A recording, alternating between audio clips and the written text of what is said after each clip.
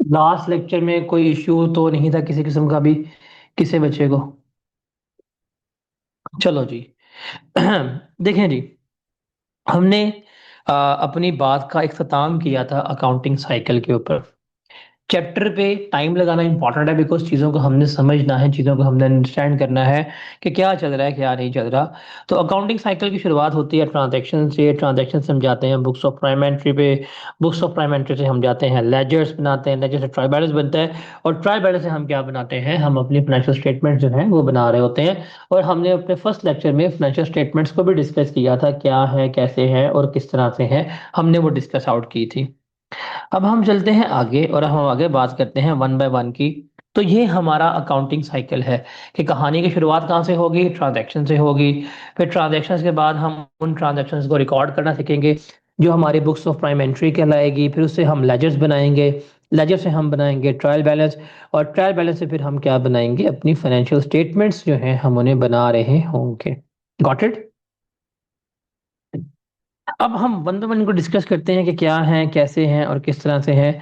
सबसे पहले हम बात करते हैं बिजनेस ट्रांजैक्शन। सबसे पहले किसकी बात करते हैं, हम बिजनेस ट्रांजैक्शंस की बात करते हैं।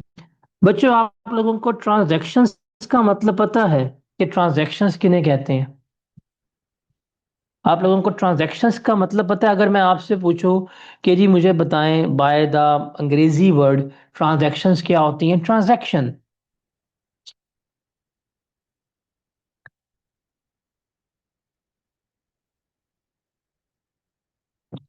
ट्रांजैक्शंस का मतलब बड़ा है कि गिव एंड टेक, लेन देन। Very good, very good. Transactions का मतलब है कि कोई भी इवेंट जिसमें बिजनेस में मुख्तलिफ चीज़ें जो हैं वो हमारी क्या होती हैं, वो हमारी इन्वॉल्व होती हैं, उसको हम क्या कहते हैं, उसको हम ट्रांजैक्शंस जो हैं वो कह रहे होते हैं। ऐसे ही है ना? Exchange of resources against each other, against of resources for the consideration, इसको हम क्या कहते हैं, ट्रांजैक्शंस कहते हैं। एमसीक्यूज के लिए ये बड़ी इंपॉर्टेंट है। एमसीक्यूज के लिए यहाँ पे ज़रा आपने अपना जहन खोलना है। इस चैप्टर पर टाइम लगाना हमारे लिए बड़ा अहम है। हम इस चैप्टर पर अपना टाइम लगा लेंगे, हम चीज़ों को टेकअप कर लेंगे, चीज़ों को समझ लेंगे, हमारे लिए जो है वो क्या होगी, आसानियां जो हैं वो पैदा हो जाएंगी। तो ट्रांजैक्शंस, ट्रांजैक्शन को समझने से पहले आपको याद होगा कि हमने लास्ट लेक्चर में हमने एक वर्ड पढ़ा था, that was separate business entity. क्या? सेपरेट बिजनेस एंटिटी, हमने इसको डिस्कस किया था। हम इसको पढ़ रहे थे कि सेपरेट बिजनेस एंटिटी जो है वो जो है वो अप्लाई होती है। सेपरेट बिजनेस एंटिटी का मतलब क्या था कि एक ऑनर है, ऑनर भाई साहब जो है वो एक अलहदा पर्सन है, वो एक अलग पर्सन है, उनको हम अलग लेके चलते हैं। और बिजनेस जो है, कारोबार जो है वो अलग है। हमने कारोबार के बारे में सारा क्या करना है, कैलकुलेट करना है। हमें सारा कुछ जो है वो कारोबार के बारे में लेके चलना है। हम यहाँ पे अकाउंटिंग कर रहे हैं, और हम अकाउंटिंग किसकी कर रहे हैं, कारोबार की कर रहे हैं। हम अकाउंटिंग कर रहे हैं, कारोबार की अकाउंटिंग जो है वो कर रहे हैं। तो जो कुछ कारोबार का होगा वही हमने क्या करना है, हमने उसको यहाँ पर रिकॉर्ड करना सीखना है। जो कुछ कारोबार में होगा हमने वही रिकॉर्ड करना है। एक है मालिकों का अपना, वो नहीं है। देखिए जी, मालिक मैं हूँ एक बिजनेस का, मैं चैरिटी करता हूँ, मैं उसको रिकॉर्ड नहीं करूंगा। वो तमाम ट्रांजैक्शन जिसमें मेरा बिजनेस इन्वॉल्व है हमने उसको रिकॉर्ड करना है। वो तमाम ट्रांजैक्शन जिसमें हमारा बिजनेस इन्वॉल्व है उसको हमने क्या करना है, इन्वॉल्व रिकॉर्ड करना है। अब जब हम ट्रांजैक्शंस की बात करें कहते हैं, जिसको हम बिजनेस ट्रांजैक्शंस कह रहे होते हैं, क्या कहते हैं, हम उसको बिजनेस ट्रांजैक्शन जो है वो कह रहे होते हैं।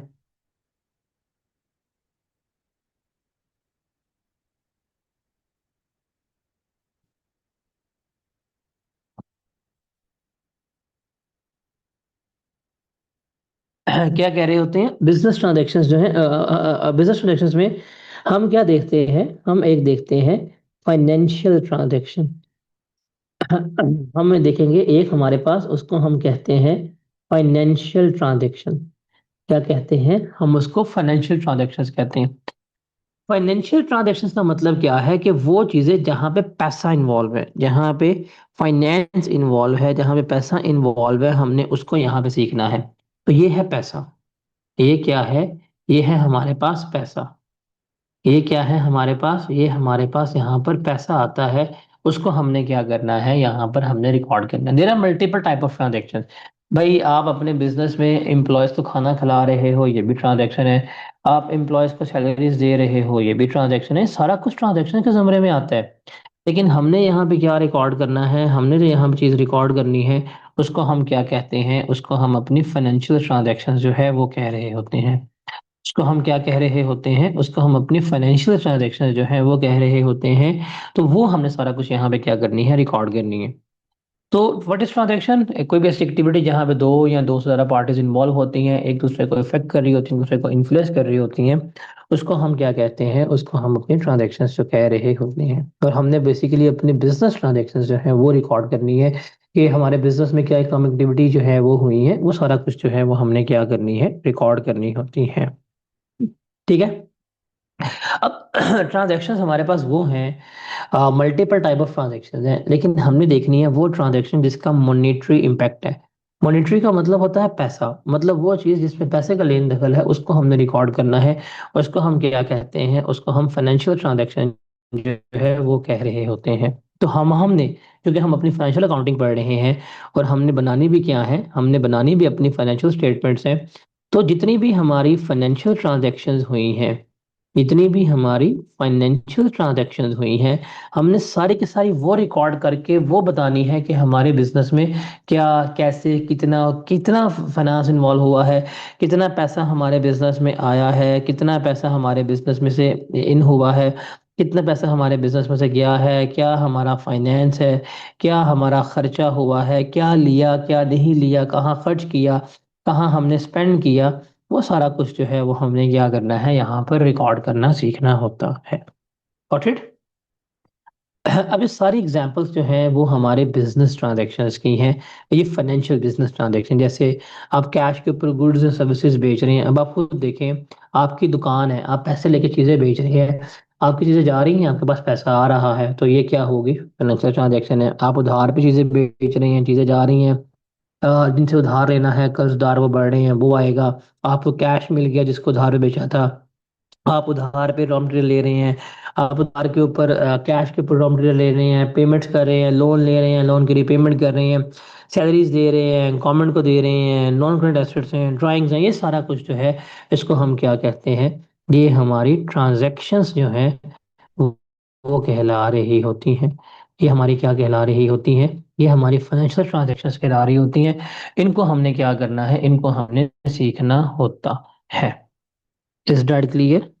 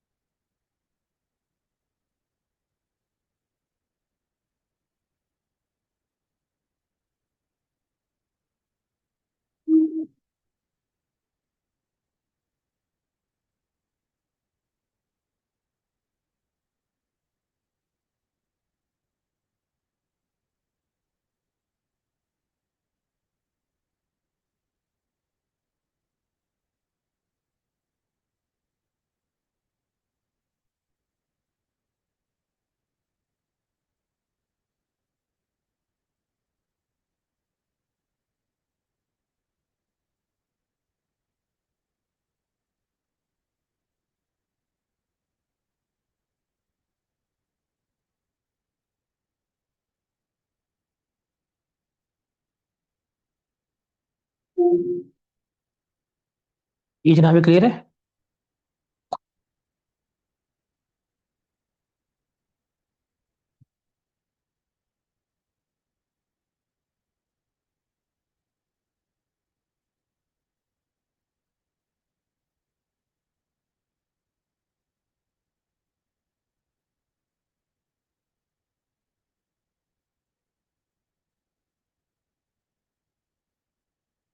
अच्छा जी, अब आगे चलते हैं।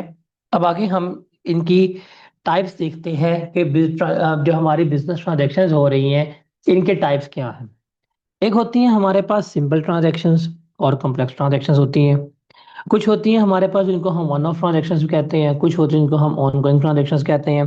कुछ हमारी कैपिटल ट्रांजैक्शंस हैं, कुछ रेवेन्यू ट्रांजैक्शन हैं, कुछ हमारे कैपिटल एक्सपेंडिचर्स हैं, और कुछ हमारे क्या हैं, हमारे रेवेन्यू एक्सपेंडिचर्स जो हैं वो कहला रहे होते हैं। ठीक है जी। तो अब जरा हम इनको वन बाय वन डिस्कस करते हैं, क्या है, कैसे है और किस तरह से।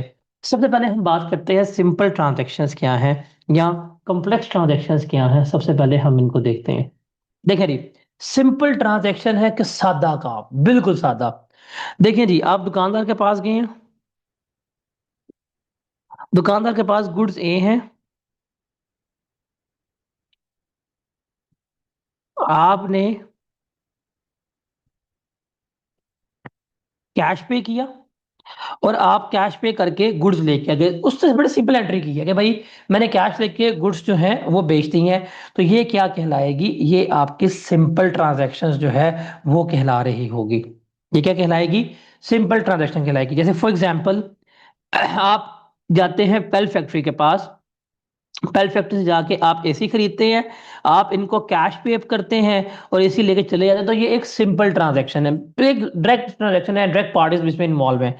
एक हमारे पास आएंगी जिनको हम यहाँ पे कहेंगे कि ये हमारी कहलाती हैं कॉम्प्लेक्स ट्रांजैक्शन। कॉम्प्लेक्स ट्रांजैक्शन क्या होती है, देखें जी, पेल जो है, पेल एसी बेच रही है, लेकिन पेल एसी बेचती है अपने डिस्ट्रीब्यूटर के जरिए। डिस्ट्रीब्यूटर के पास आता है कस्टमर, और कस्टमर से पैसे मिल जाते हैं। मल्टीपल पार्टीज इन्वॉल्व है, एक के साथ दूसरी चीज जो है वो इन्वॉल्व हो रही है। अगर इस तरह की सीरीज ऑफ पेमेंट है, जैसे किस्तों पे सामान बेच रहे हैं, सूद वगैरह बीच में इन्वॉल्व हो रहा है, तो ये क्या कहलाएगी आपकी, ये आपकी कॉम्प्लेक्स ट्रांजेक्शन्स जो हैं वो क्या होंगी, कहला रही होंगी। फिर है one of transaction. One of transaction का मतलब है एक बार, क्या, एक बार होना। मुझे एक चीज सोच समझ के जवाब दीजिएगा। आप लोगों का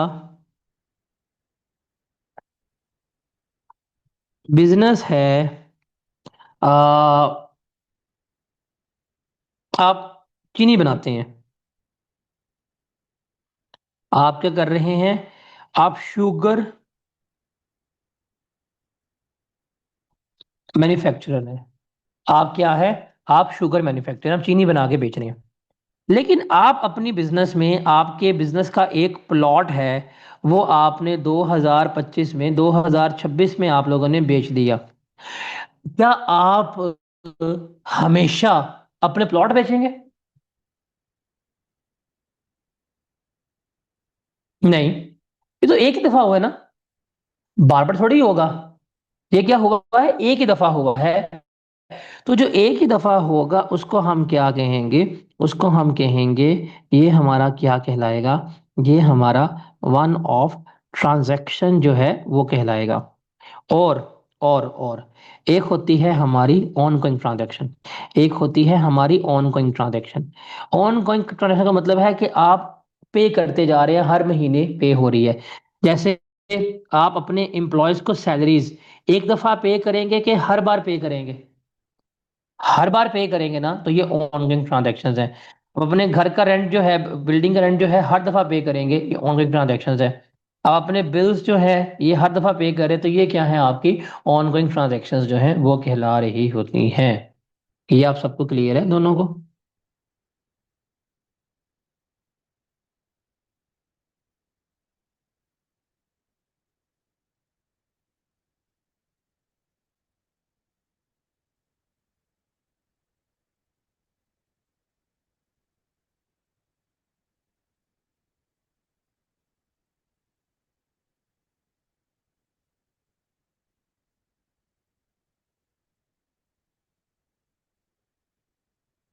इसको रीड कर लें, शाबाश।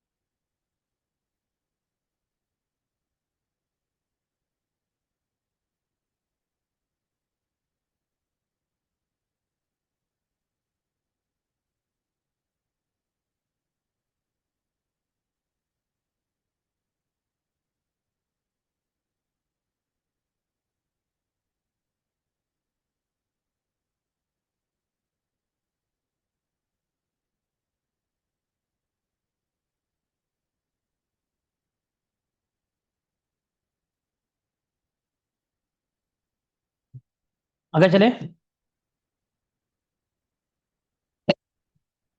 उसके बाद है कैपिटल ट्रांजैक्शंस या रेवेन्यू ट्रांजैक्शंस, उसको जरा है हम देखते हैं। देखिए जी, कैपिटल ट्रांजैक्शंस या कैपिटल एक्सपेंडिचर्स या capital receipts, revenue transaction, revenue expenditures, revenue receipts, इन सबको ना हम एक ही चीज़ से डिस्कस करेंगे। इन सबको हम एक ही कंसेप्ट से डिस्कस करेंगे। मैं आपको कैपिटल और रेवेन्यू का मतलब जो है वो यहाँ पे समझाऊंगा, उससे आपने समझ लेना है एक कि कैपिटल ट्रांजैक्शंस क्या होती हैं और रेवेन्यू ट्रांजैक्शंस क्या होती हैं।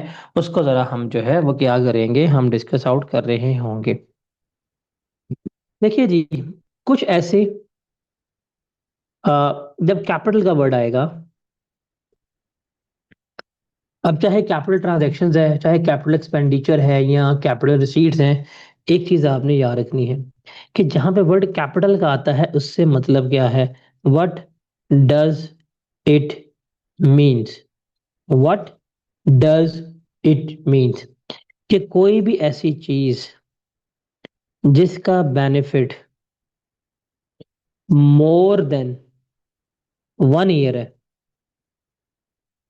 मोर देन 1 ईयर है, इसको हम क्या कहते हैं, इसको हम कैपिटल कहते हैं। इसको हम क्या कहते हैं, इसको हम कैपिटल कहते हैं। फॉर एग्जाम्पल, आपने एक खर्चा किया, आपने एक खर्चा किया, तो उसका एक्सपेंडिचर 1 साल से ज्यादा चलेगा, उसका बेनिफिट मोर देन 1 ईयर आएगा, उसको हम क्या कहेंगे, उसको हम कैपिटल एक्सपेंडिचर जो है वो कह रहे होंगे। अब कैपिटल एक्सपेंडिचर मोस्टली कौन से होते हैं, वो एक्सपेंडिचर जिसमें हम एसेट्स एक्वायर करते हैं। क्या करते हैं, एसेट्स एक्वायर करते हैं। मुझे बताएं, आपने अगर लैंड खरीदा, क्या लैंड 1 साल के बाद खत्म हो जाएगा, तबाह बर्बाद हो जाएगा, कि आप उस लैंड को चलाते रहेंगे, क्या आप उस लैंड को इस्तेमाल करते रहेंगे? बताएं। लैंड चलता रहेगा, लैंड खत्म हो जाएगा, चलता रहेगा ना। तो उसका बेनिफिट मोर देन 1 ईयर है। आपने एक बिल्डिंग खरीदी है, क्या बिल्डिंग खरीदने के ऊपर आपके पैसे वेस्ट नहीं हुए? आपने एक बिल्डिंग खरीदी है, आपके बिल्डिंग खरीदने के ऊपर पैसे जो हैं वेस्ट हुए हैं।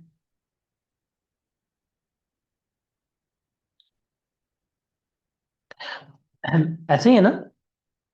तो भाई लेकिन मुझे बताओ, मैं आज एक बिल्डिंग खरीदता हूँ, क्या बिल्डिंग में 1 साल के बाद खत्म कर दूंगा, कि मैं बिल्डिंग को चलाता फिरूंगा, चल चल सो चल, चल सो चल, चल सो चल, चल सो चल, कि बिल्डिंग खत्म हो जाएगी? बताएं।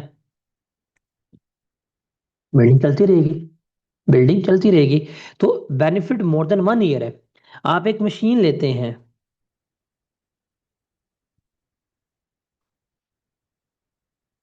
मशीन को आप लॉन्ग टर्म इस्तेमाल करेंगे, बेनिफिट जो है मोर देन 1 ईयर है, तो ये इसमें आ रहा होगा। तो ये हमारे कैपिटल एक्सपेंडिचर, कैपिटल ट्रांजैक्शंस को शो करें। तो कैपिटल का वर्ड जहां पे भी आएगा ना, कैपिटल का वर्ड याद रखिएगा, इसका वर्ड है लॉन्ग टर्म। इसका वर्ड क्या है, लॉन्ग टर्म। और लॉन्ग टर्म का वर्ड जहां पे भी आएगा, इसके लिए हम वर्ड इस्तेमाल करेंगे that is more than 12 months. More than 12 months के 1 साल से ज्यादा अरसा इस्तेमाल होगा। जैसे मैं आपकी बात करूं कैपिटल रिसीट्स की, मैं किसकी बात करूंगा, मैं बात करूंगा कैपिटल रिसीट्स की। जब कैपिटल रिसीट्स की बात करूंगा तो what is the meaning of receipts? Receipts क्या होती हैं? What is the meaning of receipts?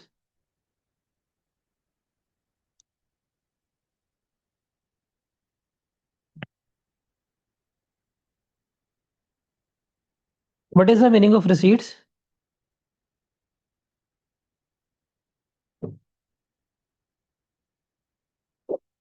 नहीं, मैं रिसीट का मतलब देख रहा हूँ।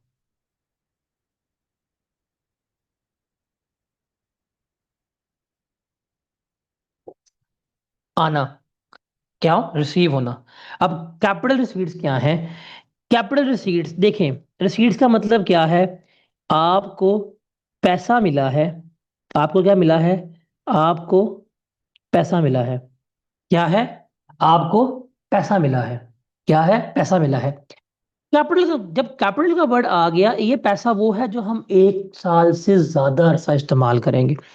जैसे आप जाते हैं आज, और आप आज जाकर आप बैंक से लोन लेते हैं। आप आज जाते हैं, आप जाके बैंक से लोन लेते हैं। बैंक से लोन लेंगे, पैसा आएगा। और आपने ये लोन लिया है 5 साल के लिए, तो इसको हम क्या कहेंगे? इसको हम कैपिटल रिसीट्स जो है वो कह रहे होंगे। क्या कह रहे होंगे? कैपिटल रिसीट्स जो है वो कह रहे होंगे। Is that clear?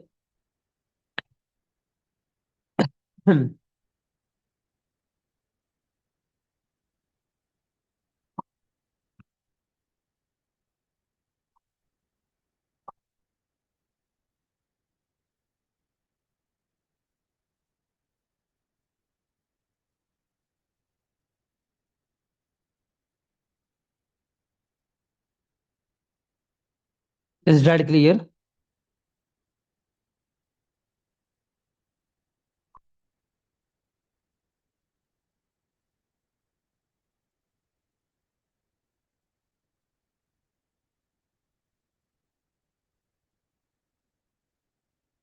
अब हम इसके साथ डिस्कस करते हैं। इसके साथ, बिल्कुल इसके साथ, बिल्कुल इसके पैरेलल जो है वो हम डिस्कस करते हैं। दैट इज, ओहो।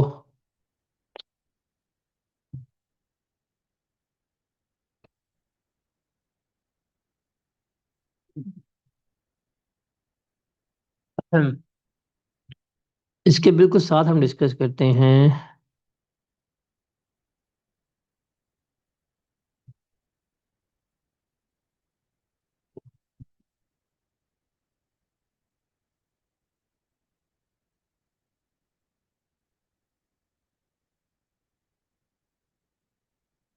Revenue transactions.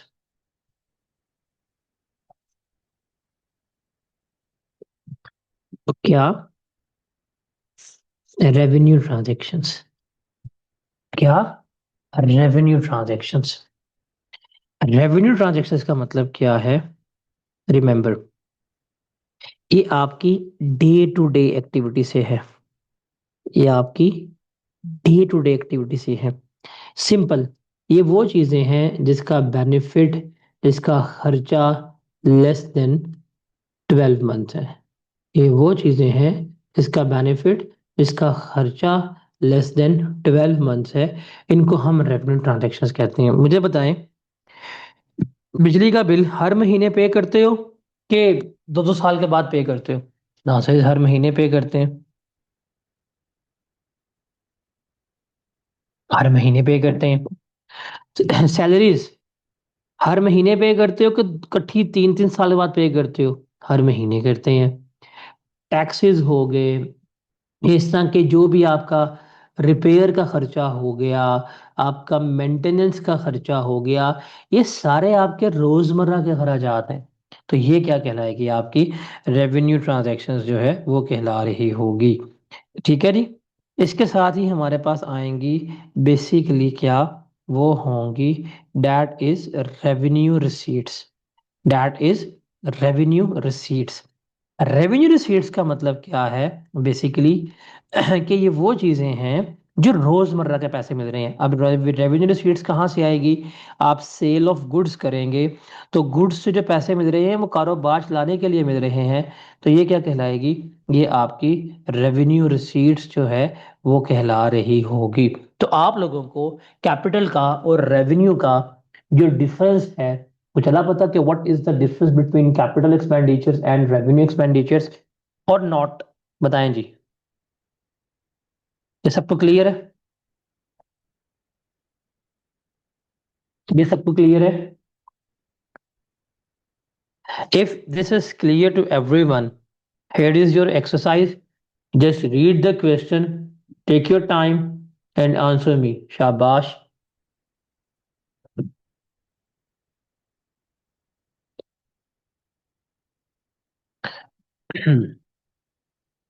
देखिए बच्चों, बच्चे, रेवेन्यू रिसीट का मतलब क्या है? कि ये आपको रोजमर्रा के पैसे मिल रहे हैं। जैसे रिसीट का मतलब तो मिल गए। रिसीट का मतलब क्या है? आपको चीजें मिल रही हैं, चीजें रिसीव हो रही हैं। इसको हम क्या कहते हैं? ये हम रिसीट्स कहते हैं। और रेवेन्यू वो जिसका बेनिफिट्स जो है वो हमारा लेस देन 12 मंथ्स होगा। तो ये रेवेन्यू रिसीट्स का मतलब क्या है? कि ये हमारी रोजमर्रा की चीजें हैं, रोजमर्रा के आइटम्स जो है उसको हम क्या कहते हैं? रेवेन्यू रिसीट्स कहते हैं। जो आपके डेली सेल्स वगैरह से चीजें मिल रही होती हैं वो आपकी क्या कहलाती हैं? वो आपके रेवेन्यू रिसीट्स जो हैं वो कहला रही होती हैं। Is that clear? अब ये जरा सवाल पढ़े, बताएं।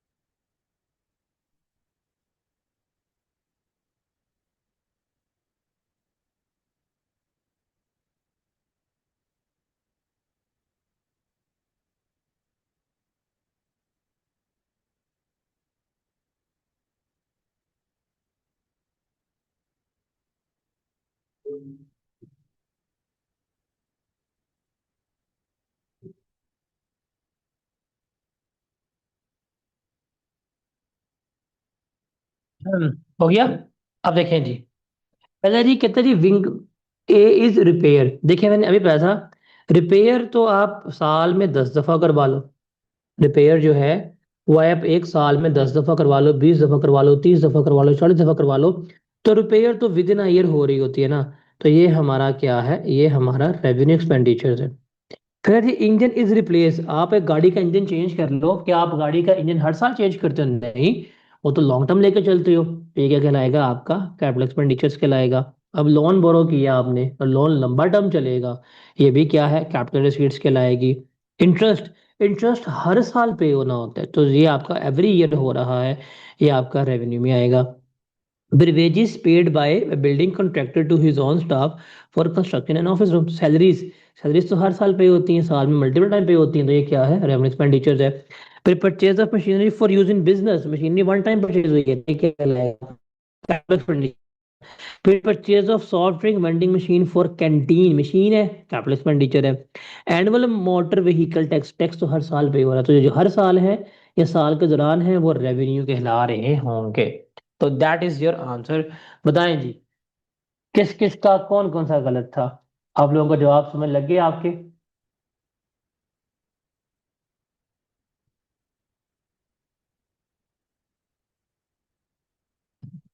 तो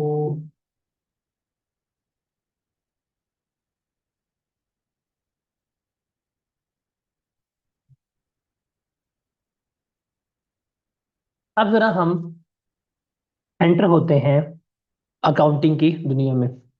देखिए ट्रांजैक्शंस का चल गया पता आपको कि ट्रांजैक्शंस क्या होती हैं। हमने ट्रांजैक्शंस के टाइप्स भी देख लिए हैं, लेकिन अब हमने देखनी है, हमने एक बात समझनी है, क्या, कि हम सारा कुछ क्या कर रहे हैं। हमें सारा कुछ कर रहे हैं किसके लिए, कि हमने बनानी है फाइनेंशियल स्टेटमेंट। हमने क्या बनानी है, फाइनेंशियल स्टेटमेंट बनानी है।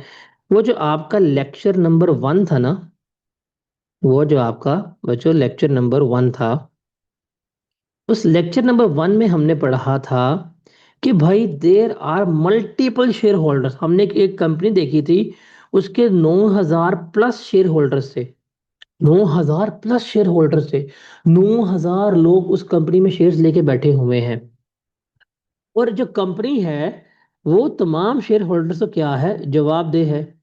कंपनी क्या है, तमाम शेयर होल्डर्स को जवाबदेह है। कंपनी ने तमाम शेयर होल्डर्स को क्या करना है, जवाब जो है वो दाखिल करवाना है कि भाईजान ये काम हमने ऐसे किया, ये काम हमने ऐसे किया, ये हमारा इस तरह से हो गया, ये हमने इस तरह से हो गया।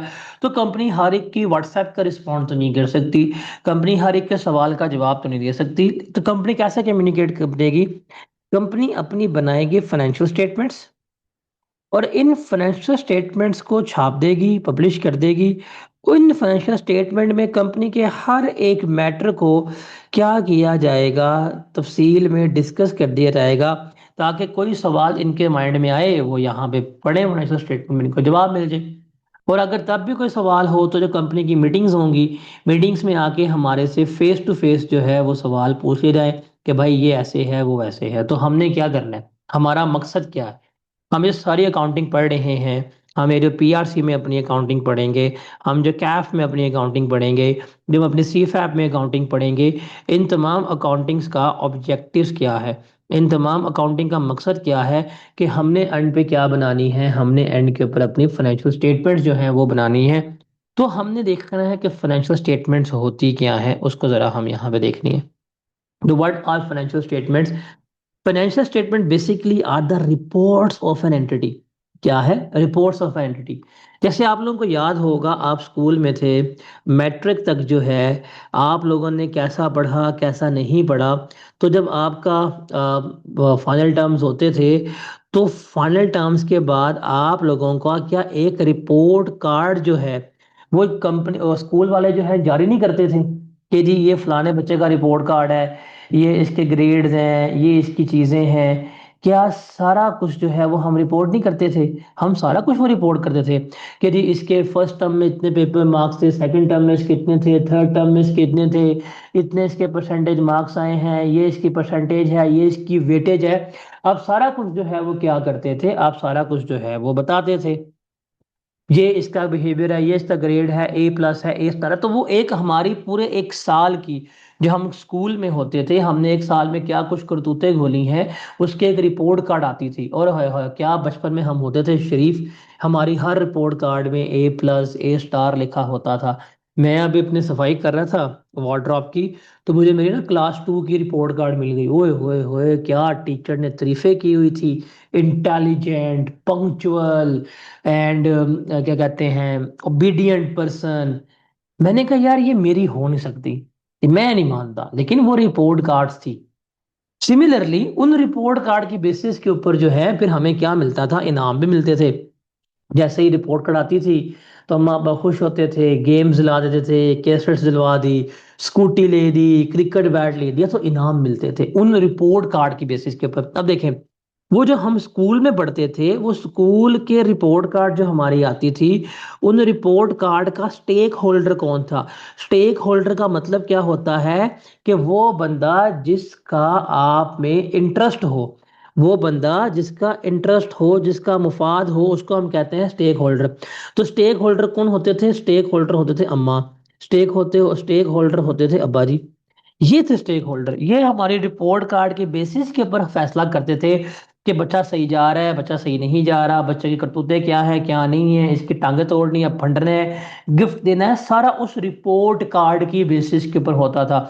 उस रिपोर्ट कार्ड की बेसिस पे फैसला होता था कि इसको स्कूल कंटिन्यू करवाना है, या लड़कों को रक्षा लिख दे देना है, या छोटे को दुकान पे लगा देना है पेंचरों वाली की। तो सारा कुछ उस रिपोर्ट कार्ड के बेसिस के ऊपर फैसला होता था। ऐसा ही था कि नहीं था?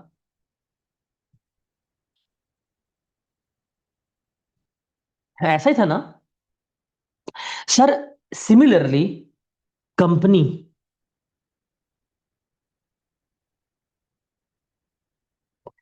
कंपनी का भी रिपोर्ट कार्ड क्या है?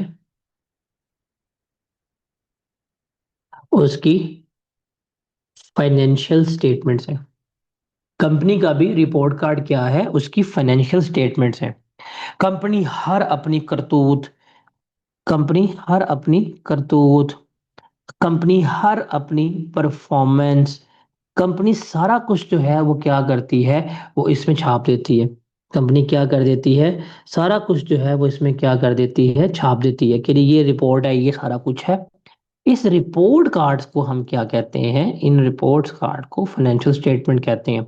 और फिर जो कंपनी के स्टेक होल्डर हैं, जो कंपनी के स्टेक होल्डर हैं, वो लोग जिनका कंपनी में फायदा है, वो लोग जो कंपनी में इन्वॉल्व हैं, वो लोग जो कंपनी के मालिक हैं, वो सारे क्या जाते हैं, इन रिपोर्ट्स को पढ़ते हैं और अपना जवाब जो है वो क्या कर रहे होते हैं, वो दाखिल कर रहे होते हैं। Is that clear? बस समझ लगी कि जो थी वो भी गई। शाबाश, बताओ।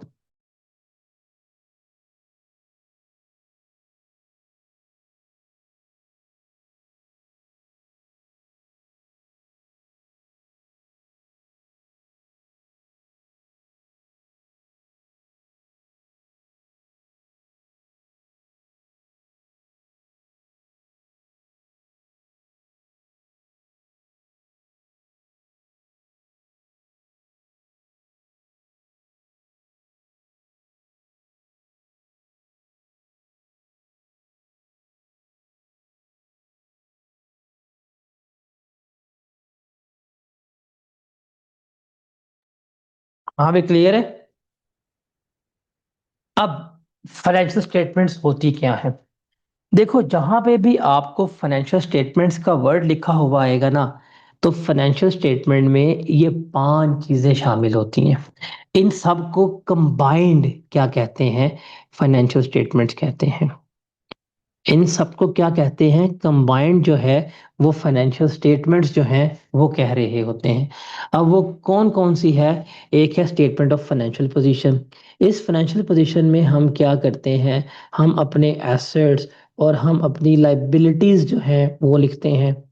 ये बेसिकली बताते हैं कि हमारा बिजनेस जो है खड़ा कहाँ पे हुआ है, हमारे बिजनेस की मालियत क्या है, हमारे बिजनेस के एसेट्स क्या हैं, हमारे बिजनेस की लाइबिलिटीज क्या हैं, हमने कितने असासे बनाए हैं, हमने कितनी लाइबिलिटीज जो हैं वो अपनी क्रिएट की हैं, वो हमारे किस में आती हैं, ये हमारे स्टेटमेंट ऑफ फाइनेंशियल पोजीशन में आती है। फिर है स्टेटमेंट ऑफ कंप्रीहेंसिव इनकम। इसमें देखिए नाम क्या है, इनकम। ये बेसिकली बताती है कि हमारे बिजनेस की परफॉर्मेंस क्या है। ये क्या है, ये हमारे बिजनेस की परफॉर्मेंस क्या है। परफॉर्मेंस मेजर होता है कि बेसिकली हमारा प्रॉफिट कितना है, बेसिकली हमने लॉस कितना कमाया, कितनी हमने सेल्स की, कितने हमने एक्सपेंस किए, वो इसमें आते हैं। फिर statement of changes in equity, कि जो हमारी इक्विटी होती है, जो ओनर्स ने पैसे इन्वेस्ट किए हुए हैं, उसमें कितनी तब्दीली आई है, वो हम इसमें देखते हैं।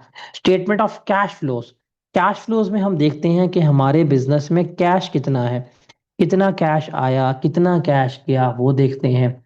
और एंड पे आते हैं नोट्स। नोट्स का मतलब क्या है कि ये हमारी सारी चीजें क्या है, एक्सप्लेनेशन। जो कुछ हमने यहाँ पे लिखा हुआ है, उसकी एक्सप्लेनेशन जो है वो हम कहाँ देते हैं, नोट्स ऑफ अकाउंट में देते हैं। इन सबको कंबाइन हम क्या कहते हैं, इन सबको हम कंबाइन जो है वो हम फाइनेंशियल स्टेटमेंट कह रहे होते हैं। Got it?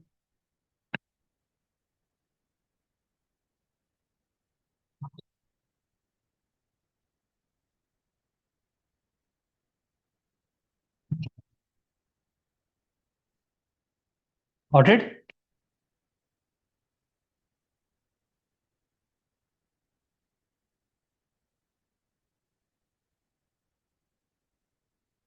अब मैं आपको जरा दिखाऊं वापस फाइनेंशियल स्टेटमेंट।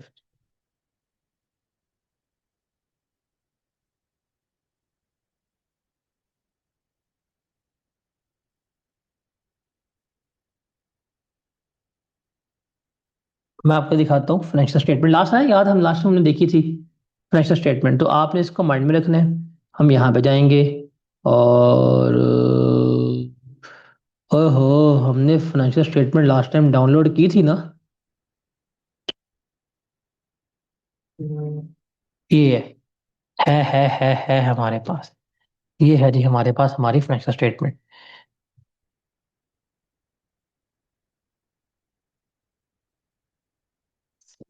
ये देखो, ये देखो, अब आपको मैं साथ साथ ये दिखाता हूँ। ये देखो, this is the financial statement.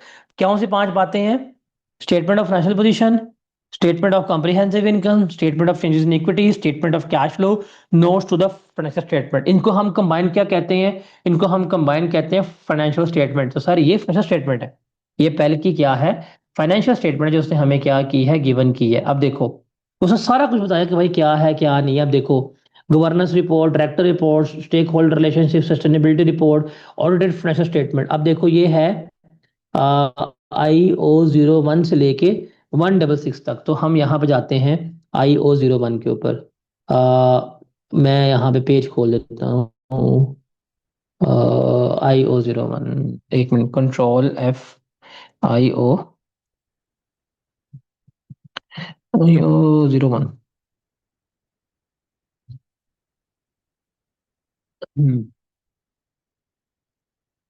हाँ, एक सेकंड एक सेकंड, इधर से जाते हैं हम। ये आ गया हमारे पास आई, ये देखें, ये हमारे पास क्या आ गई है, हमारे पास फाइनेंशियल स्टेटमेंट आ गई। अब देखें जरा, अब देखें जरा, ये पांच बातें क्या लिखी है, जरा इसको पढ़े जरा।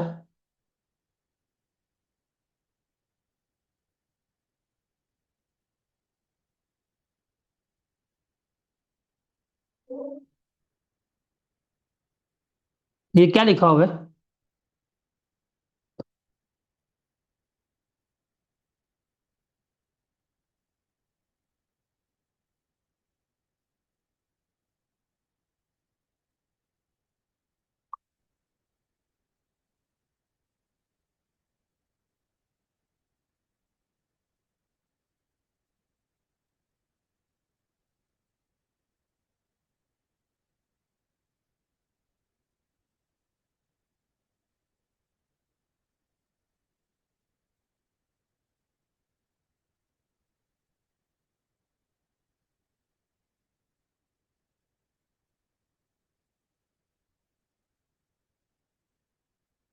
अब वो ऑडिटर रिपोर्ट अभी नहीं है, ऑडिटर रिपोर्ट हमारी नहीं है। देखें जी, statement of financial position, profit loss, comprehensive income, equity, cash flow, notes. अब देखिए ये ऑडिटर रिपोर्ट है। ऑडिटर रिपोर्ट बेसिकली क्या होता है कि जी हमने आपका ऑडिट किया है, सारा कुछ जो है आपका ठीक था, हमें कोई चीज़ नहीं खराब खरूब मिली। ये क्या कहलाती है, आपकी ऑडिट रिपोर्ट कहलाती है, वो हमारा यहाँ पे नहीं है। ये ऑडिट फॉर्म है, रहमान सरफराज रहीम रहीम इकबाल रफीक फॉर्म का नाम है। इसने 25 मार्च को इसका क्या किया था, ऑडिट किया था।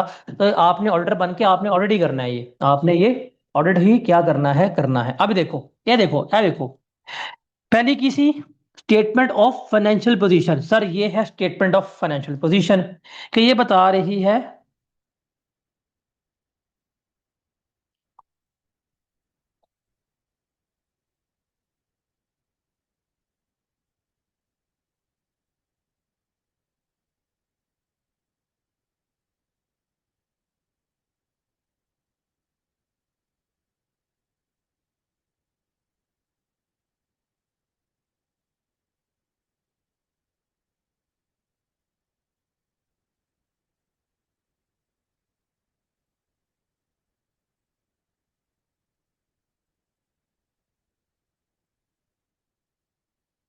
देखिए, ये हमारी इक्विटी है, ये लायबिलिटी है, ये करंट लायबिलिटी, टोटल लायबिलिटी है।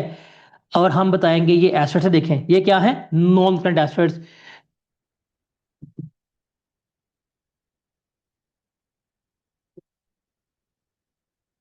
Is that clear?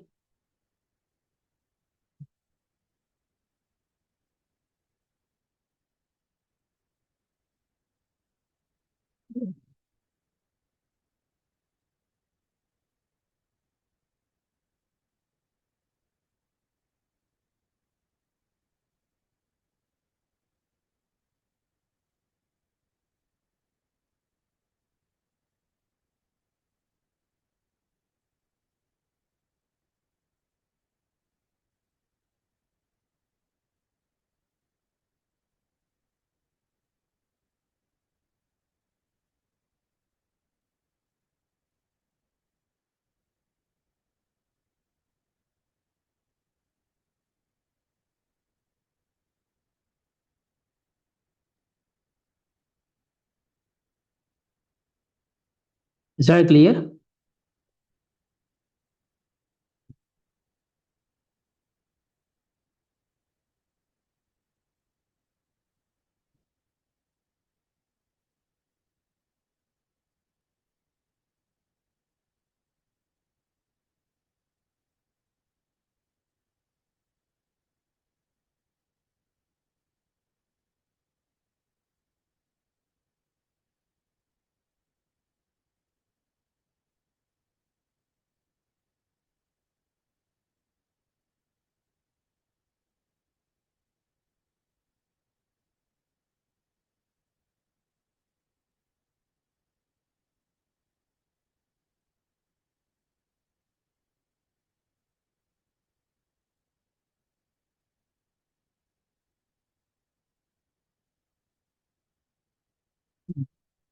तो ये हमारी देखें पहली है statement of financial position. Done हो गया? अब देखें ये सारी पोजीशन है। अब एक चीज देखिएगा, ये क्या लिखा हुआ है, ये क्या लिखा हुआ है वर्ड, आपको नजर आ रहा है? नोट। ये नोट का मतलब है ये वाला note, that is notes to the financial statement. Note number 7 में इसकी एक्सप्लेनेशन है, नोट नंबर 9 में इसकी एक्सप्लेनेशन है, नोट नंबर 11 10 में इसकी एक्सप्लेनेशन है। तो सारा कुछ नोट्स में गिवन है। ये देखें ये आपके पास आ गया। अब हमारे पास आ गया स्टेटमेंट ऑफ प्रॉफिट और लॉस, ये जो हमने सेकंड पढ़ी थी, स्टेटमेंट ऑफ कॉम्प्रिहेंसिव इनकम। जी इतना हमारा रेवेन्यू है, इतनी कॉस्ट है, इतनी इनकम है। ये सारा कुछ जो है वो हमने बता दिया कि ये हमारी कॉम्प्रिहेंसिव इनकम है। और ये सारे नोट्स हैं। ये देखो सेकंड हो गई कि इतना प्रॉफिट कमाया, इतनी इनकम कमाई। देखो उसने हमें बता दिया कि भाई टोटल प्रॉफिट जो है फॉर द ईयर कितना बन रहा है।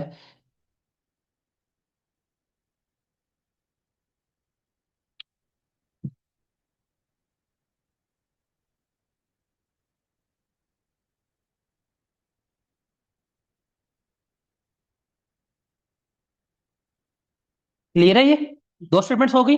अब देखें ये प्रॉफिट बता रही है, वो एसेट्स लायबिलिटीज की बता रही है। उसके बाद, उसके बाद statement of changes in equity, ये देखो ये थर्ड है, ये थर्ड है। भाई सारा बता दे कि भाई तुम्हारे इक्विटी में क्या मूवमेंट है, क्या मूवमेंट नहीं है, नोट हमने दिया, एक्सप्लेनेशन दी, ये थर्ड आ गया। फोर्थ है स्टेटमेंट ऑफ कैश फ्लोज। अभी देखो चौथी statement, statement of cash flows, कि भाई हमारा इतना कैश आया, इतना कैश गया, साल के एंड के ऊपर हमारे बिजनेस में इतने मिलियन से कैश पड़ा हुआ है, ये है स्टेटमेंट ऑफ कैश फ्लोज। और एंड पे क्या है, notes to the financial statement. ये देखिए हर चीज का नोट गिवन है, हमारा लीगल स्टेटमेंट्स क्या है, हमारा ऑफिस क्या है वो हमने बताया हुआ, मेजरमेंट बेसिस जो जो हमने कैलकुलेशंस की है वो हमें बताई हुई है, सारा कुछ। उस एक एक कैलकुलेशन जो अभी मैंने आपके ऊपर फाइनेंशियल स्टेटमेंट में दिखाई है, उस एक एक कैलकुलेशन को हमने यहाँ पे लिखा हुआ है। क्या, उस एक एक कैलकुलेशन को। फॉर एग्जाम्पल एक बंदा आता है, जी सर तुम्हारे एसेट्स यहाँ पे कितने हैं, तुम्हारी लाइबिलिटीज क्या हैं। हमने कहा भाई हमसे ना पूछो लाइबिलिटी क्या है, जाओ नोट नंबर 13 में लाइबिलिटी की सारी हमने गिवन की है। कहता है जी वारंटी की लाइबिलिटी कितनी है, जाओ इस नोट 15 पढ़ लो। हमने कहा ठीक है। वो कहता है जी बताएं टैक्सेस कितने हैं, लोन कितना लिया हुआ है, हम कहेंगे जाओ नोट 19 पढ़ लो। तो हर वो चीज हमने यहाँ पे क्या कर दी है, हमने यहाँ पर एक्सप्लेन जो है वो कर दी है। तो ये इन सब को कंबाइंड हम क्या कहते हैं, ये सबको कंबाइंड हम क्या कहते हैं, फाइनेंशियल स्टेटमेंट्स जो है वो कह रहे होते हैं। Is that clear?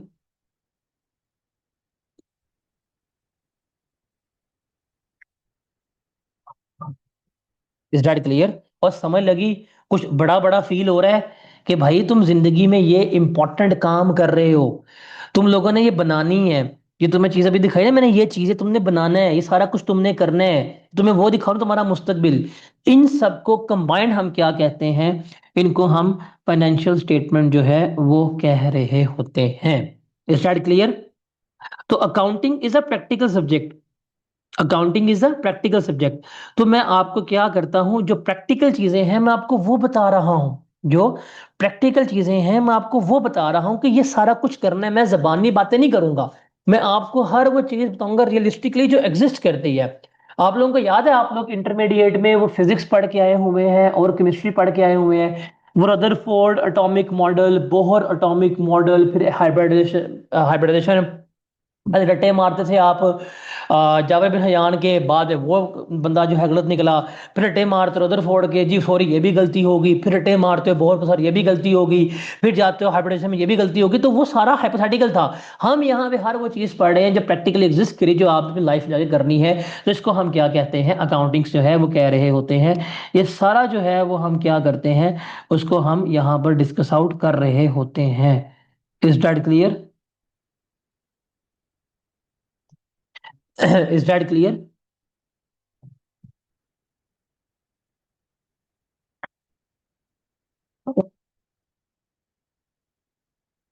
कुछ समझ लगी? तो ये फॉर्मेट्स हैं। This is the format of profit and loss account. अच्छा, आप लोग पीआरसी में चूंकि, तो पीआरसी में ये दो आपने सीखनी है बनाना, ये दो आपके पीआरसी का पार्ट है। फिर जब आप कैफ में जाएंगे तो कैफ में ये वाली दो भी बनाएंगे और ये दो भी बनाएंगे। ये कैफ में जाके कैफ वन में पांचों की पांचों जो है वो आप सीखेंगे कैसे हमने बनानी है। तो this is the format of statement of comprehensive income, कि भाई ये हमारी सेल्स हैं, इसमें से लेस किया कॉस्ट ऑफ सेल्स, हमारे पास जीपी आ गया, उसमें अदर इनकम ऐड करेंगे, उसमें से एक्सपेंसेस लेस करेंगे, तो मेरे पास क्या आ जाएगा, मेरे पास नेट प्रॉफिट जो है वो आ रहा होगा। ये हमने सीखना है बनाना, हमने ये सारा कुछ सीखना है कि ये कैसे है और किस तरह से हम इसको लेकर चल रहे होते हैं। Is that clear? The format of statement of comprehensive income. अब देखो ये मैंने आपको फॉर्मेट भी दिखाया और मैंने आपको यहाँ पे जाके अल्लाह भला करे, यहाँ पे मैंने आपको रियलिस्टिक भी दिखा दी है। ये फॉर्मेट से पहले यहाँ पे रियलिस्टिकली जो है वो मैंने वो भी यहाँ पे दिखाई है आपको, कि ये चीज जो है वो आपकी रियलिस्टिक है।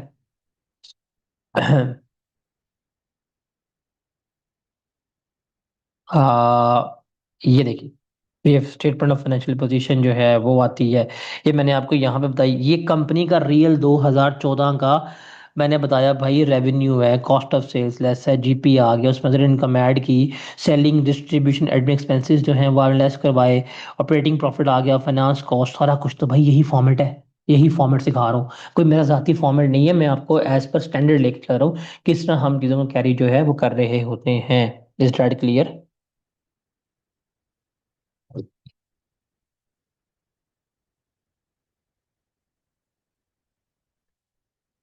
उसके बाद है स्टेटमेंट ऑफ फाइनेंशियल पोजीशन। देखें जी, क्या फाइनेंशियल पोजीशन, अब देखो ये मैंने आपको दिखाई, this is statement of financial position. के पहले हम लिखते हैं इक्विटी एंड लायबिलिटी, इक्विटी कितनी है, लायबिलिटीज कितनी है, नॉन करंट और करंट। देखो कैपिटल इक्विटी से कहते हैं, non current liabilities current liabilities आ गई, ये हमेशा हम यहाँ पे लिखते हैं। उसके बाद हम आते हैं एसेट्स के ऊपर, नॉन करंट एसेट्स आ गए, करंट एसेट्स आ गए। तो ये देखें, ये हमारे पास आ गए नॉन करंट एसेट्स, ये हमारे पास आ गए करंट एसेट्स। याद रखिएगा कि दोनों जो है हमारी इक्विटी एंड लायबिलिटी और एसेट्स जो हैं वो हमारे क्या होते हैं, हमेशा बराबर होते हैं। Is that clear to everyone? मेरे ख्याल से I am trying my best कि आप लोग अकाउंटिंग पढ़ते हुए बोर ना हो, मैं आपको हर चीज जो है वो रियलिस्टिक दिखा रहा हूँ कंपनीज की, कि आप लोगों का इंटरेस्ट जो है वो डेवलप हो। तो ये सबको क्लियर है ना, इसमें कोई कंफ्यूजन तो नहीं है? ये सारा भाई ने किया हुआ है, ये सारे हम जब जाते हैं फॉर्म्स में, जब हम आर्टिकल्स करते हैं, हम सारा काम करते हैं यार, जब ऑडिट्स करते हैं हम इन सब की फिगर्स की वेरिफिकेशन जो करते हैं, सारा कुछ कर रहे होते हैं। आप किसी कंपनी के टैक्स सर्विसेज देते हैं, किसी कंपनी की अकाउंटेंसी सर्विसेज देते हैं, किसी कंपनी की बुक कीपिंग सर्विसेज जो है वो प्रोवाइड कर रहे होते हैं। तो you guys do all these type of things in your life when you are doing audit and will be in your form. Is that clear? Clear है ये? उसके बाद है हमारे पास एलिमेंट्स ऑफ फाइनेंशियल स्टेटमेंट।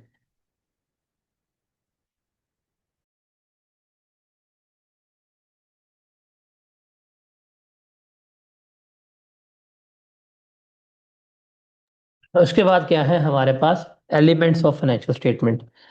ये जो हमने फाइनेंशियल स्टेटमेंट्स बनाई है, इनमें क्या क्या चीजें इन्वॉल्व है, इनको हमने यहाँ पे देखना है, इनको हमने यहाँ पे डिस्कस करना है। तो सबसे पहले हम जो है वो बात करेंगे डेट इज के हमारी स्टेटमेंट ऑफ फाइनेंशियल पोजीशन में क्या कुछ इन्वॉल्व होता है, और हम बात करेंगे स्टेटमेंट ऑफ कम्प्रिहेंसिव इनकम में। अब जरा देखो, मैं आपको रटा नहीं लगवा रहा, मैं आपको रटा नहीं लगवा रहा, मैं आपको सिंपल बता रहा हूँ। ये देखो, कंसेप्टली आओ, कंसेप्चुअली आओ। ये है स्टेटमेंट ऑफ फाइनेंशियल पोजीशन, ये क्या है आपकी स्टेटमेंट ऑफ फाइनेंशियल पोजीशन। ये क्या बना रहे हो, स्टेटमेंट ऑफ फाइनेंशियल पोजीशन। इसमें क्या कुछ इन्वॉल्व है, इक्विटी एंड लायबिलिटीज, जिसमें इक्विटी है और लायबिलिटीज है, इसका सम देखे कितना, 72,539। और क्या है, एसेट्स, क्या है एसेट्स, इसका सम कितना है, उस 72,539 आ रहा है। तो अगर हम बात करें सबसे पहले कि हमारे पास क्या आती हैं, सबसे पहले हमारे पास आती हैं जो हमारी इक्विटी एंड लायबिलिटी, जो हमारी statement of company, statement of financial position है। सबसे पहले हमारे पास क्या आती है, स्टेटमेंट ऑफ फाइनेंशियल पोजीशन आती है। अगर मैं स्टेटमेंट ऑफ फाइनेंशियल पोजीशन की बात करूं, अगर मैं स्टेटमेंट ऑफ फाइनेंशियल पोजीशन की बात करूं, तो अभी मैं आपको दिखा रहा हूं, मैं बार बार जाता हूं, देखो ये क्या है हमारे पास। अगर हम बात करें स्टेटमेंट ऑफ फाइनेंशियल पोजीशन की, तो हमारे पास एक ये है, इसमें हमारे पास एसेट्स हैं, और हमारे पास क्या है, हमारे पास लाइबिलिटीज हैं। तो एक बुनियादी अगर एलिमेंट्स की बात करें, और अगर हम बात करें एसओएफपी की, SOFP stand for statement of financial position. SOFP stand for statement of financial position. Statement of financial position के एलिमेंट्स जो हैं वो तीन होते हैं, वो कौन कौन से होते हैं? सबसे पहले है assets is equal to liabilities. क्या है, assets is equal to liabilities. थोड़ा सा मैं इसको अगर मजीद करूं, तो आप इसे कर सकते हैं, assets is equal to equity plus liability. क्या, assets is equal to equity plus liability. Equity क्या होता है, वो पैसा जो मालिक लेके आया होता है, और लाइबिलिटी जो है वो बैंक वगैरह से जो आपने कर्जे लिए होते हैं, उनको हम लाइबिलिटी कहते हैं। अगर मैं इसको ये करूं, तो सर ये हमारा असूल है, ये हमारा फाइनेंशियल पोजीशन का, जिसको हम बैलेंस शीट कहते हैं, उसका असूल ही हमारा ये है कि एसेट्स जो हैं वो इक्विटी और लायबिलिटी के बराबर होते हैं। ये देखो, ये देखो, ये देखो, टोटल एसेट्स कितने हैं, 72,539,331। टोटल लायबिलिटीज कितनी है, 72,539,331। ये हमेशा बराबर होते हैं। अगर ये बराबर नहीं है तो आपकी बैलेंस शीट जो है वो गलत है। अगर ये बराबर नहीं है तो आपकी बैलेंस शीट गलत है, ये आपने याद रखना है। तो असूल याद रखिएगा कि एसेट्स और इक्विटीज जो हैं वो हमेशा क्या होते हैं, बराबर होती हैं। ये चीज़ आपने कभी भी नहीं भूलनी, एसेट्स और इक्विटी जो हैं वो क्या होती हैं, इक्विटी प्लस लायबिलिटीज बराबर होती हैं। अगर मैं इसको मजीद थोड़ा सा एक्सप्लोर करूँ ना, मजीद एक्सप्लोर करूँ, तो मैं पहले लिखता हूँ यहाँ पे एसेट्स की साइड को, यहाँ पे मैं लिखता हूँ सबसे पहले एसेट्स की साइड्स को। एसेट्स के साइड्स में सबसे पहले आएंगे हमारे पास, इसको हम कहेंगे नॉन करंट एसेट। अभी करंट और नॉन करंट का फर्क हम देखते हैं। नॉन करंट एसेट्स प्लस हम देखेंगे यहाँ पे करंट एसेट्स। ये है आपके पास टोटल एसेट्स। ये हमेशा किसके बराबर होंगे? इक्विटी के। किसके बराबर होंगे? इक्विटी के। इक्विटी का मतलब होता है बेसिकली जो कैपिटल होता है, जो हमारा कैपिटल है। अभी चूंकि हम पीआरसी लेवल पे हैं तो हम कैपिटल ही वर्ड पढ़ेंगे, और प्लस हम इसमें करेंगे लाइबिलिटीज। प्लस हम इसमें क्या करेंगे? प्लस हम इसमें करेंगे लाइबिलिटीज। अब लाइबिलिटीज की बात करें तो हमारे पास आ जाएंगी बेसिकली नॉन करंट लाइबिलिटीज। क्या आ जाएंगी? Non current liabilities. प्लस हम करेंगे इसमें करंट लाइबिलिटीज। प्लस हम करेंगे इसमें करंट लाइबिलिटीज। तो ये है, अगर आप इसको देखेंगे तो ये बहुत ही डिटेल्ड इक्वेशन है। ये क्या है? बहुत ही डिटेल्ड इक्वेशन है कि assets are always equal to equity plus liability. Asset are always equal to equity plus liability. Assets में non current assets plus current assets plus is equal to capital plus non current liability is equal to current liability. ये ये main है, इसको आपने याद रखना है। इसको आपने कभी भी कतअन जो है वो नहीं भूलना। Is that clear?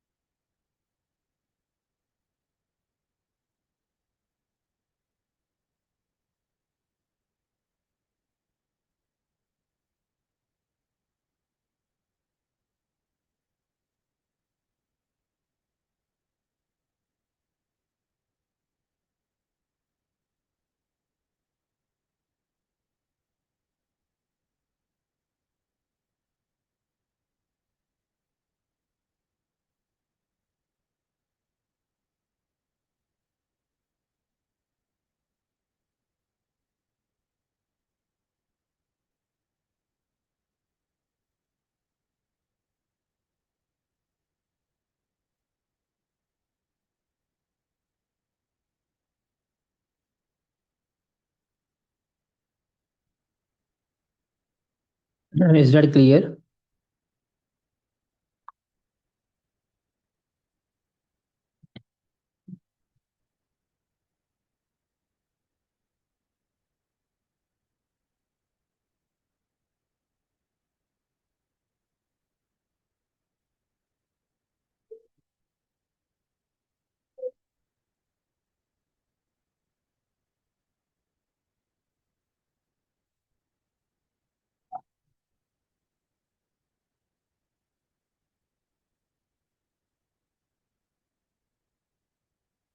If that is clear, तो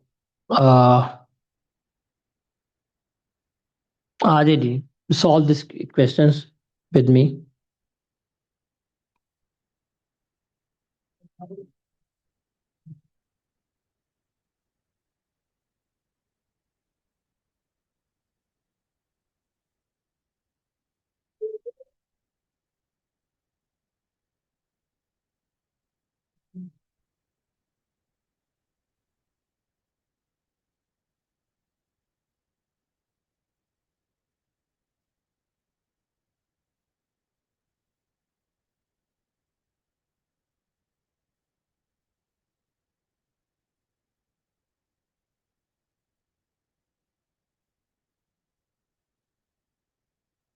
Solve it.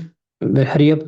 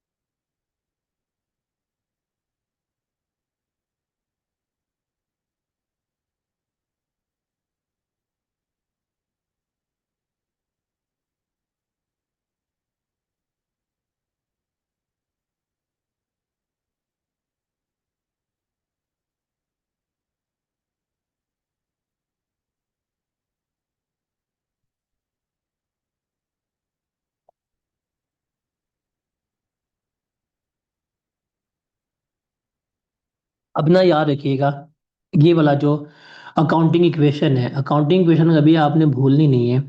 That is assets is equal to equity plus liability, ये अकाउंटिंग इक्वेशन याद रखनी है। मोस्ट फ्रीक्वेंट क्वेश्चन इसमें से आपको आएगा। इस अकाउंटिंग इक्वेशन में से ना आपको एमसीक्यूज जो है वो आएंगे, आपके एमसीक्यूज आएंगे। आपका एक अगर टॉपिक आता है that is rectification of error, आप उसके एमसीक्यूज इसमें से निकाल रहे होंगे तो आप देखते हैं।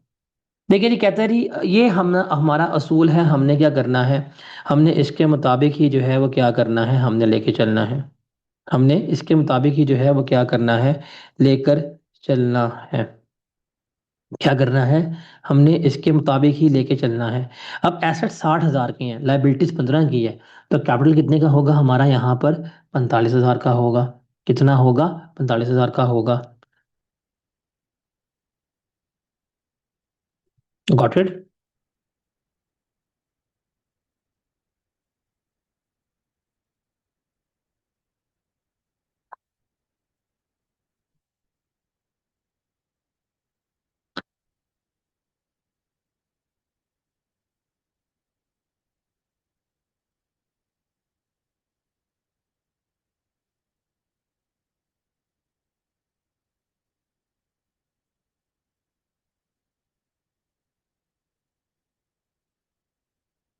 Got it.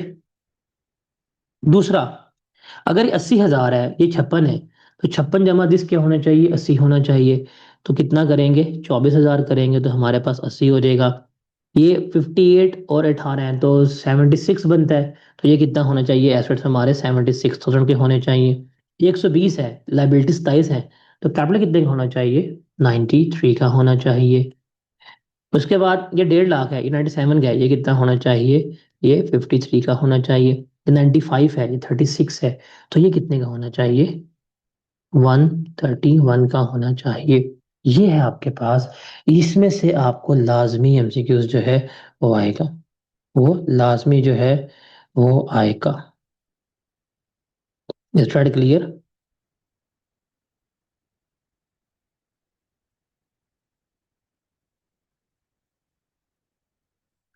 Is that clear? इसमें you gonna have a 100% confirm MCQs from this accounting equation.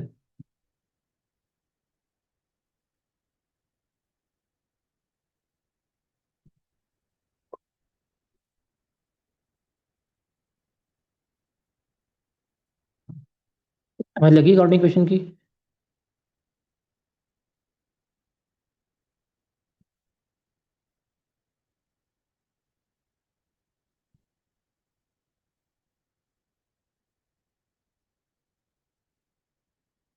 ये भूलनी नहीं है कभी भी आपने।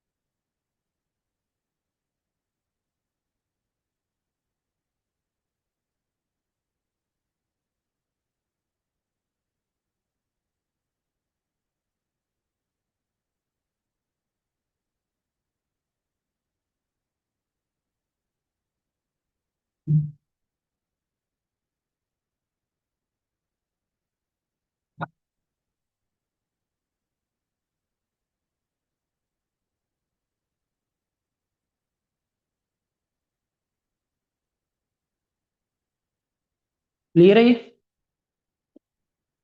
तो मैं इसको भी इधर वाइंड अप करता हूँ और फिर कल हम यहाँ से कंटिन्यू करते हैं। मैं फिर कहता हूँ एक दफ़ा सोच लें। अच्छा, कल हम 8:30 पे क्लास कर लें, 8:30 पे कोई इशू तो नहीं होता आप लोगों को, 8:30 बजे रात को? कि उसमें ही मसला है। सारा कुछ कराऊंगा भाई आपको, 10 जनवरी को ये फारग करूंगा। 10 जनवरी को आपका पूरा सिलेबस हर चैप्टर प्रैक्टिस करवा के करूंगा मैं। ठीक है, परेशान नहीं होना, घबराना नहीं है, टेंशन नहीं लेनी।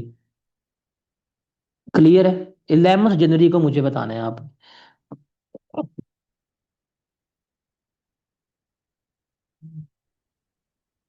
तुम लोग ना किसी तरह मेरा अगला वीक निकलवा जाओ ना, मतलब ऑन ऑफ टाइम करके, उसके बाद मैं सीधा हो जाऊंगा। मैं अगले वीक में बहुत बिजी हूँ, हद से ज्यादा बिजी हूँ मैं 24 25 26 में हूँ ही नहीं।